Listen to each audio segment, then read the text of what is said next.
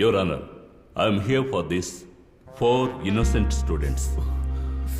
Start with forensic government doctor ni విచారించాలి. Proceed.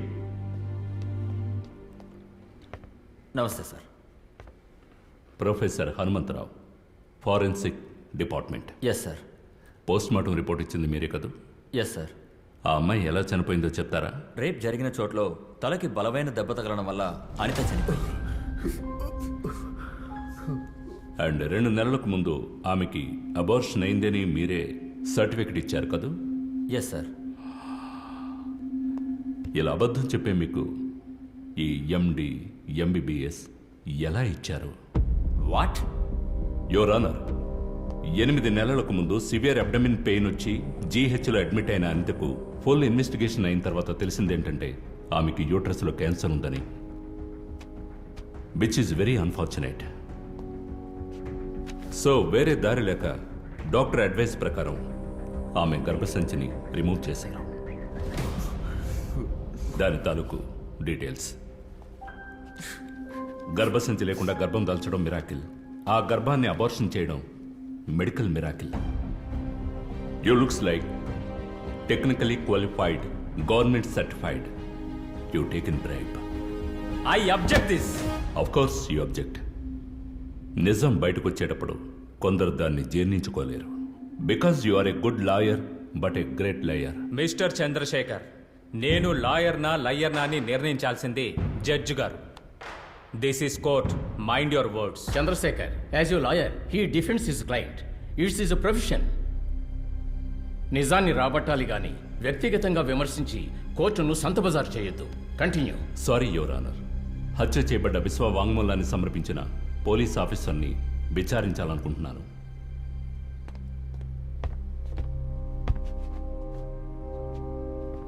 దేని ఆధారంగా విశ్వ కంప్లైంట్ ని వాంగ్మూలంగా తీసుకున్నారు? కారణం హత్యను చూసిన సాక్షి అతనే సార్. జరిగిన దాని గురించి క్షుణ్ణంగా వాంగ్మూలం ఇచ్చాడు. విశ్వ చెప్పింది నిజమని దేన్ని బట్టి మీరు నమ్మారు? సంఘటన జరిగిన స్థలం, విశ్వ యొక్క మొబైల్ టవర్ లొకేషన్ కరెక్ట్గా మ్యాచ్ అవుతున్నాయి. దానికి సంబంధించిన డీటెయిల్స్ అన్ని కోర్టులో సబ్మిట్ చేశాం. సంఘటన జరిగిన స్థలంలో విశ్వ ఉన్నాడని మీకు అనుకూలంగా అతన్ని విట్నెస్ చేశారు. బట్ మై క్వశ్చన్ ఈజ్, విశ్వానే ఎందుకు హత్య చేసి ఉండకూడదు? Your honour, A witness should be trust worthy. అయితే ఈ విశ్వ పెద్ద కేడి, నోన్ డిఫాల్టర్, ఉమెన్ ములాస్ట్ చేసిన కేసులున్నాయి, కోట్లాట్ల కేసులున్నాయి, ఇలా అనేకమైన పెట్టి కేసులున్నాయి. ఈ విధమైన క్రిమినల్ బ్యాక్గ్రౌండ్ ఉన్న ఒకడిని ఎలా నమ్మగలం? ఎలా నమ్మారు? మై లార్డ్, విట్నెస్ నే ఈయన క్రిమినల్ అంటున్నారు. లిసన్, అడిగిన ప్రశ్నకు సమాధానం నేను చెప్పనా?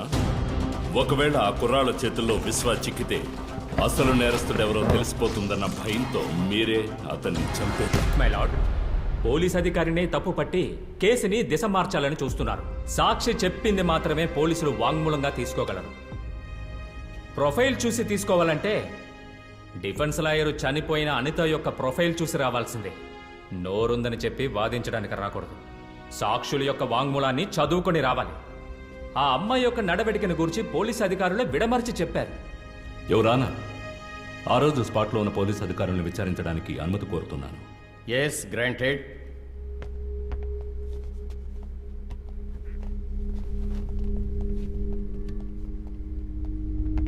నమస్కారం సార్. నమస్కారం సార్.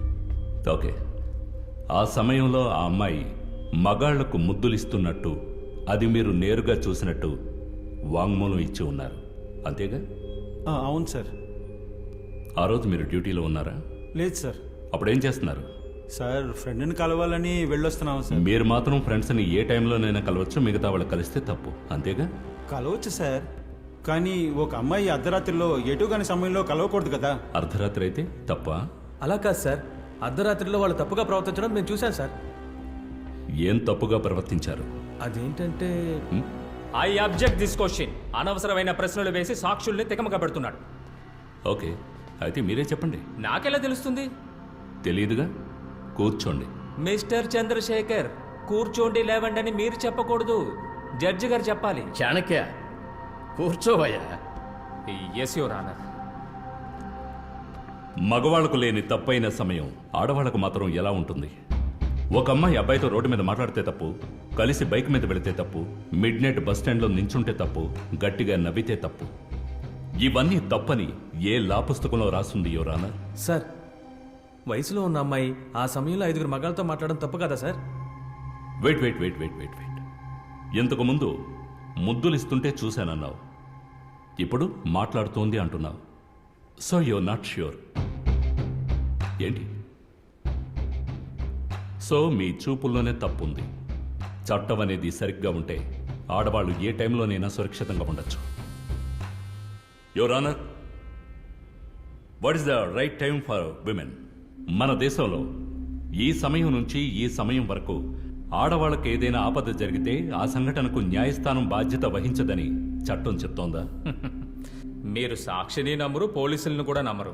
మీ వాళ్ళకం చూస్తుంటే జస్టిస్నే నమ్మేలా లేరు. మీరే చెప్పండి, ఎవరినైతే నమ్ముతారు? మిస్టర్ చాణక్య, ఎంత ఉన్నత స్థితిలో ఉన్నవారైనా తప్పు చేయొచ్చు.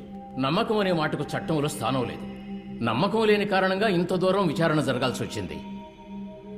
యువర్ ఆనర్, నా తరఫున ఒక సాక్షి ఉన్నారు.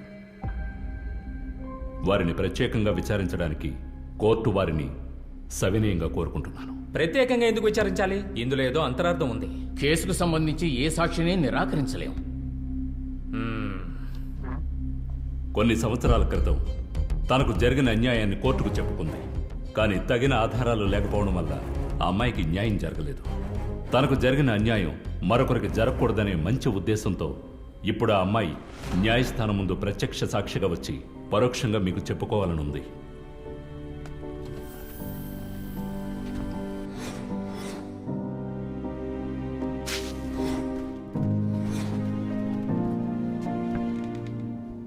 ఏదైనా కూడా ధైర్యంగా చెప్పమ్మా.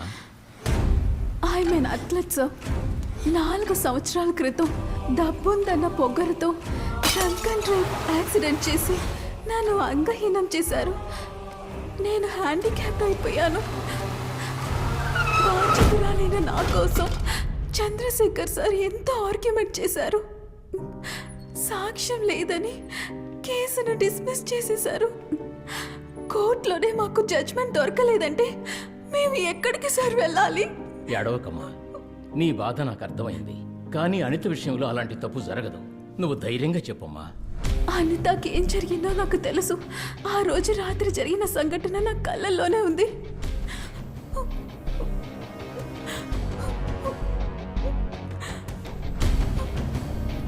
హాయ్ హాయ్, ఎక్కడికి పోతున్నావు? టాక్సీ బుక్ చేశాను, మా ఊరికి వెళ్తున్నాను.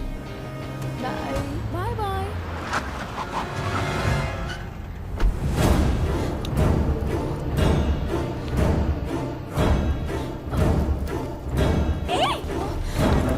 నేను కంగారుతో వాళ్ళని ఫోటో తీయాలని చూశాను. కాలు స్లిప్ అయిపోయింది.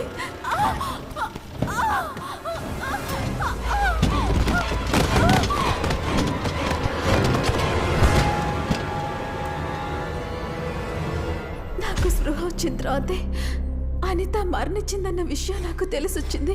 నేను తీసిన ఫోటోని నా ఫ్రెండ్ బాజీకి ఫార్వర్డ్ చేశాను. టీవీ న్యూస్ని చూసిన తర్వాతే నా ఫ్రెండ్స్ని అరెస్ట్ చేశారని వెంటనే శైలేందర్ సార్కి ఫోన్ చేశాను. జరిగిన అన్ని విషయాలు ఆయనతో చెప్పాను.